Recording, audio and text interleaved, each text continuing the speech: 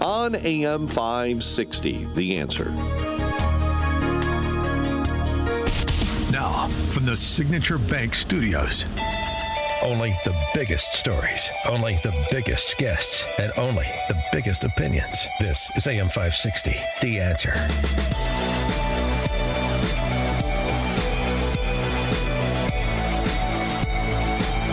Good Friday morning. We waited. I kept checking in all day. This Epstein list, is it going to be released? And it was not. Instead, Attorney General Pam Bondi sent a letter to FBI Director Kash Patel instructing him to look into allegations that FBI agents are concealing documents related to the pedophile billionaire Jeffrey Epstein.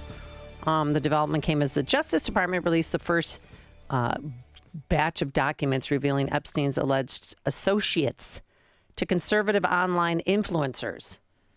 Well, I wasn't one of those conservative online influencers, but the conservative online influencers who got it, it was a big nothing burger. It was a big nothing burger. In fact, there was more information already in the public domain.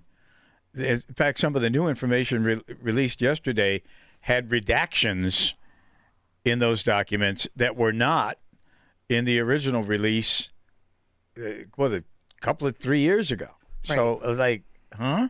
Well, but maybe there's something else to come. Keep in mind there's supposed to be more that's going to come out in the future. So I thought Pam Bondi really oversold this when she was, I think it was Fox News the night before. That yeah, she was on with Jesse Waters, I think. Yeah. And when it was released, it wasn't anything really to write home about. Well, with more on this and other matters, Florida, let's welcome back to the program our good friend Anita Padilla, former anchor at Fox 32, now news director for Florida's Voice. You can follow them at flvoicenews.com. Good morning, Anita. How are you? Hey, good morning, Amy and Charles. So good to speak with both of you this morning. Yes. How are you guys doing? We miss you here in Chicago. Yeah, we were just talking about you. Just talking about you. In fact, you were the only person that could, on the morning shows, that could actually conduct an interview with a newsmaker. And that includes all of them. And you were the only one that could do that. You want to know something funny? I got a phone call, or actually it was a text, and after previous phone calls, but I won't say which alderman. One of the aldermen texted me and said, Anita, good luck. When she heard that I was leaving, she wished me well, and she said, I have to tell you, you are a great reporter, but everybody is so scared to come on the show with you because they knew I would not throw softballs. Right. And that was a good thing, but, we had certain political figures that wouldn't come on after they had one round with me on television live. It's one thing to do, the reporting and tell the story, but when you're answering things live, and I've got you, and I just know this may not happen again, I'm going to hit you with my questions. But, they're uncomfortable questions, but they're questions that need to be asked, and they're the questions that the public wants. And so, it's your job as a journalist. You have to ask the tough questions, as uncomfortable as it may be for you. But I was always fair with them. In the commercial break, I did give them a heads up, or even the heads up before the day before that, I was going to be tough with them. So they knew when they came on. But it's uncomfortable for sometimes when they have to answer the questions on live TV. But thanks, Charles. I do appreciate that. Yeah, but we're paying their salaries. They should be ready for any questions. But some, absolutely cowards. But the biggest problem is the news anchors in the morning, they don't do their jobs. They're not reporters. They're not. They're showbizzers. Yeah, exactly, and that's the problem. They're all about, oh, hey, have a cup of coffee, join me. Let's talk about, how to make cookies, or they want to talk about what they want to do. They want to read the news, and then they want to do a little entertainment. They don't really want to get into the news, and that was something that I always loved was the hard news, the tough stories. And I dug for those stories. And when I had a minute, I was like a dog with a bone, You're not going to take that away from me. I'm going to, as you both were, as well on the streets. I know, because we were out there with you. I know, competing against each other. Well, a dog looking for a bone. Everybody in America was probably just, unless your head's in the sand, the Jeffrey Epstein list. It never came out. And do you know what's next now? Well, I think today at 8 o'clock, well, so in about 15 minutes, 8 o'clock Eastern time, she is supposed to be getting these documents from the Southern District of New York. Let's see what happens. But you're right, Charles. She oversold this on Fox News. She said they were coming, and they did not. And all of this, it was just handled so badly. They gave it to these podcasters, these conservatives, and instead of giving it to, traditional media, which I understand why they wanted to do that, but then they handed them nothing, and it looked like a big debacle. So the question is, then we start seeing this letter circulate on social media, and then it pretty much comes out that she was supposed to get these documents. And all the way up until the time they were handing out these folders, I don't understand why they didn't just say we're not going to get them. I don't know if they felt public pressure to do this, if the rollout was wrong. But if you're not going to get these documents from New York, then I wouldn't have done what they did. So I don't know what's going to happen. So today we understand at 8 o'clock Eastern time they're going to hopefully get these documents. But somebody's actually going to have to go up to the Southern District of New York, right. The office there, and try to figure out what's going on. Are these intentionally being withheld? Were there people that were let go that were supposed to be in charge of these documents because of the Doge work? I mean, we don't know. Yeah, so and then we don't know. We find out whether or not, they say he committed suicide, which I've never, ever believed that story. Is that any of that information going to be in the documents, or people that were on the flight log? Because they've already released some names of people who have been to the island. Right. What they had in that folder was pretty much everything that's already been out on the internet. And What is interesting, though, is I didn't know this until yesterday, but apparently James Comey's daughter, Maureen Comey, works at that office there, and she was the lead prosecutor during the Epstein trials. So I don't know if that has anything to do with it, but, you hear all of this, who works there in that office? Who's in charge? But the more that there is, the longer the delay, the more suspicious the public becomes. And it's just, the rollout on that was just really poorly handled, and I think it's very embarrassing, actually, for President Trump and for his new Attorney General. And the FBI. Speaking of announcements, Byron Donalds, congressman in Florida, had a big one the other day with Sean Hannity. Well, look, Sean, after a lot of prayer, a lot of thoughts with my family and my friends, I'm here to announce my candidacy to be the next governor of the great state of Florida. And, Sean, we have a wonderful state. I got to Florida when I was 17 years old off of a Greyhound bus with just a trunk full of clothes. And over the rest of my time in Florida, I built a family. I built a career, 17 years in financial services. I joined the Tea Party movement, was in the conservative movement.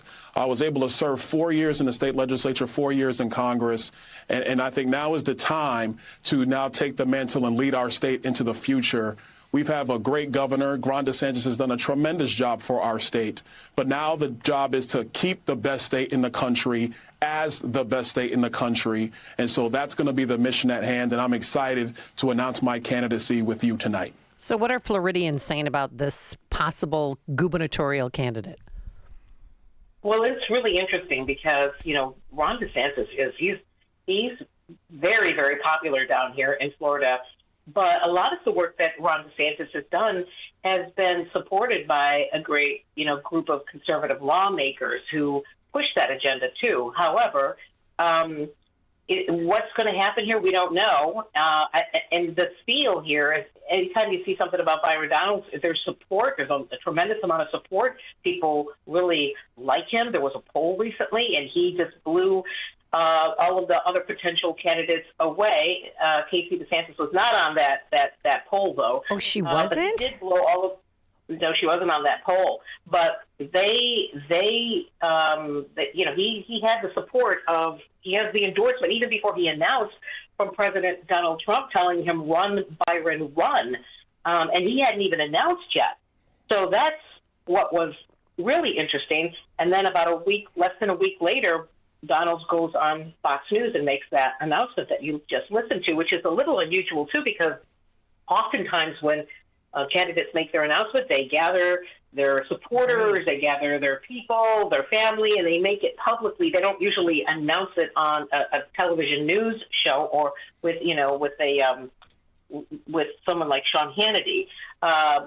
Don't know why. Maybe he felt he was going to get the biggest audience there. I don't know. But it's interesting because you wonder if that was rushed. And the reason I say that is because there were hints and there were conversations and whispers that Casey DeSantis might run, although the governor never said that. So people were wondering, is she not? And then when Donald Trump had made the endorsement for Byron Donalds, DeSantis was asked about it, and he didn't say anything negative, but it was clear that he was leaning towards not giving his full endorsement. It was interesting. So the speculation is that Casey DeSantis is going to do something, and she's been making some appearances too. Oh. So people were thinking maybe she's going to do something. It's almost like the soft gearing up.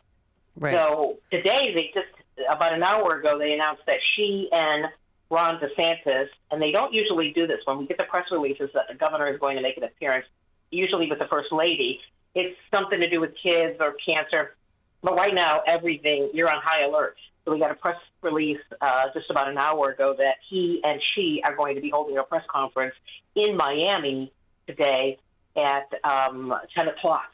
About what? Does it say in the press release? Well, it says the people who are going to be there are the governor, the first lady, his lieutenant governor, and the Florida International University interim president. So maybe he's making an announcement about that, but clearly the good stuff comes during the Q&A after the press conference when you got to wonder, and everybody's going to be looking at the body language.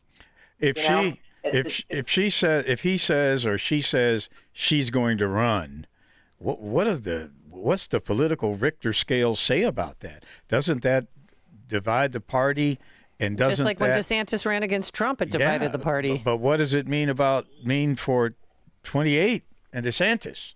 If he splits the party in Florida by supporting his wife against Donald, who's been endorsed by the president. The president does not like to lose, ever. He does not. No, right. And as you said, they're still trying to. I feel like that.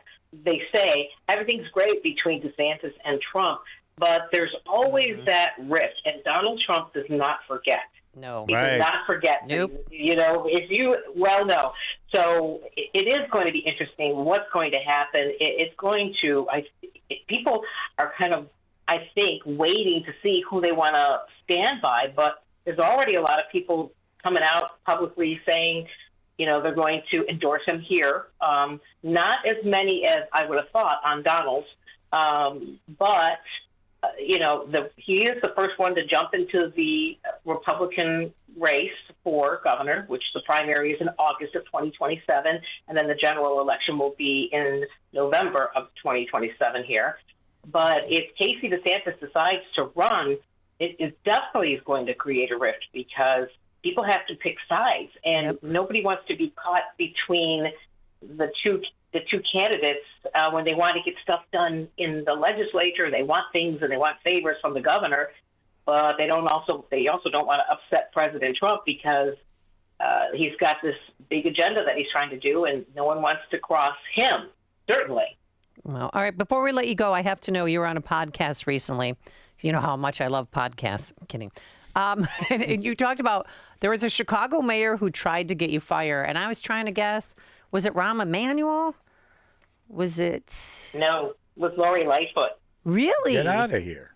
It was Lori Lightfoot. Remember when the bridges went up? Oh, yes. Oh, yeah. Went up during the George Floyd protest. Oh, yeah. And I was running a Facebook Live with State Rep LaShawn Ford. I also had on Alderman Raymond Lopez. We had Mark Carter, one of the community activists, and we also had a political radio host from WVON.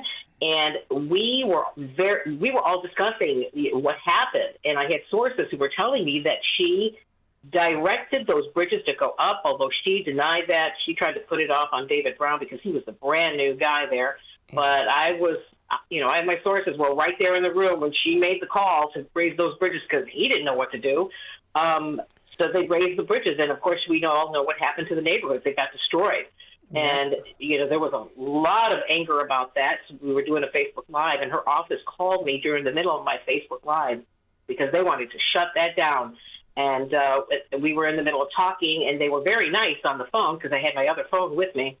I answered, and it was a very, oh, hi, Anita, we'd love to talk with you.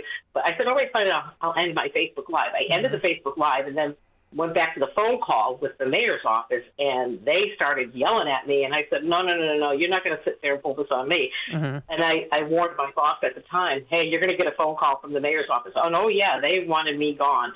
And he called me. He's like, do you have sources? Do you have a credible, you have more than one? I said, I have 3 or 4 sources that are telling me she did this. And they're legit sources, very high up sources. Yes, she did this. And he's like, all right. My news director backed me. But good for you. That's rare. Yeah, I mean, it is very... Well, I mean, she is a liar because Census Cowboy, she said, I didn't pay him anything, and I found a contract that Census Cowboy sent me that he gets $5,000 to ride that horse and go through the neighborhood to convince people to sign up for the census. Well, so she's been caught in a few lies, so I'm glad... Yeah, your boss backed you. It's just common sense. How does she not own it anyway? She's the mayor. Right, she's the mayor. She's the mayor. So what? She makes these decisions, then she'd try to, but I don't want anybody to know about it. Well, guess what, honey? It doesn't work that way. So, right. All right, Anita, we're going to have to leave it there for today. Always love catching up with you. You can follow her on Twitter at Anita Padilla, 32. Former anchor at Fox 32, now news director at Florida's Voice. FLVoiceNews.com is where you can find her work. And Anita, have a blessed day. Love you. Yeah, and you guys, both of you, have a great weekend. Stay safe. You too. Bye now. And she joined us on our turnkey.pro answer line. Listen to Dan and Amy on your smartphone. Download the AM 560 mobile app today at 560theanswer.com/mobile. Aristotle was a Greek philosopher who helped to lay the groundwork for Western philosophy. The Aristotle bedroom at Penny Mustard is where you can lay down after a long day of work. Aristotle, the